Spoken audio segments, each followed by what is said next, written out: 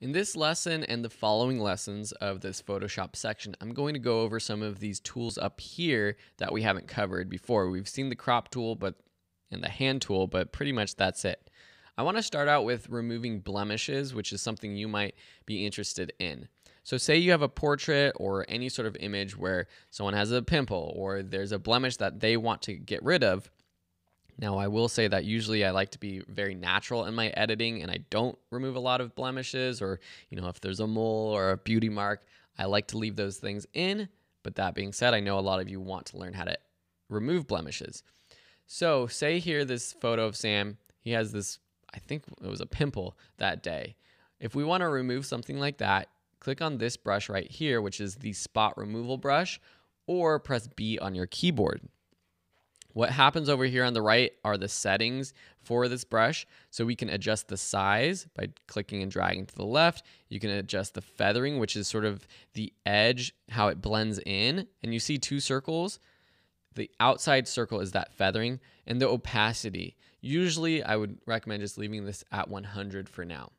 So I got the brush about the size of that pimple. Let's make the feathering a little bit smaller and actually make the whole brush a little bit smaller now. And what you do is you just click once or click and drag around the sort of blemish and then let Photoshop do the magic work. Right now it is set to heal, and you'll see that the red sort of pinpoint is where we clicked.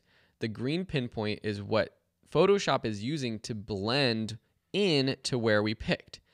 So to show you what's actually happening, you can click and drag this green sort of spot to wherever you want to sort of use to blend. So if I put this in Sam's hair, this isn't going to look good because Photoshop is trying to blend his hair, the image of his hair, into that sort of blemish, which doesn't work.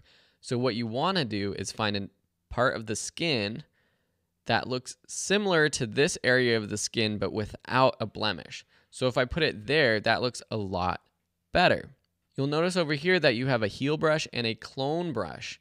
So a clone brush is similar. It just does a complete copy and paste basically into that spot instead of trying to sort of heal it or blend with it. So if I put this around his eye, for example, it's going to copy and paste his eye right there, which is a cool way to clone one part of your image to another, but it's not a good way to remove any blemishes. So I would use the heal brush.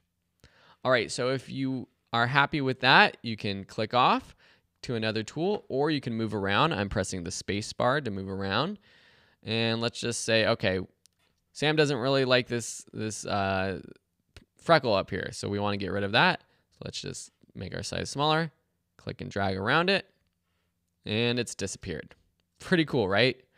The other tool I'll just mention while we're here is the red eye removal tool. What you would do is just click and drag over the eye, and it's going to process it and remove. Now, since we don't have red eye, it's not going to work, but if you need to make any adjustments, you can increase or decrease the pupil size here and also make it darker or brighter based off of if you still see the red eye. And so that's a quick tool that you don't really see much needing, but I just wanted to mention it here. So those are two spot and healing removal tools that I wanted to show you. We'll continue going through these tools in the next few lessons.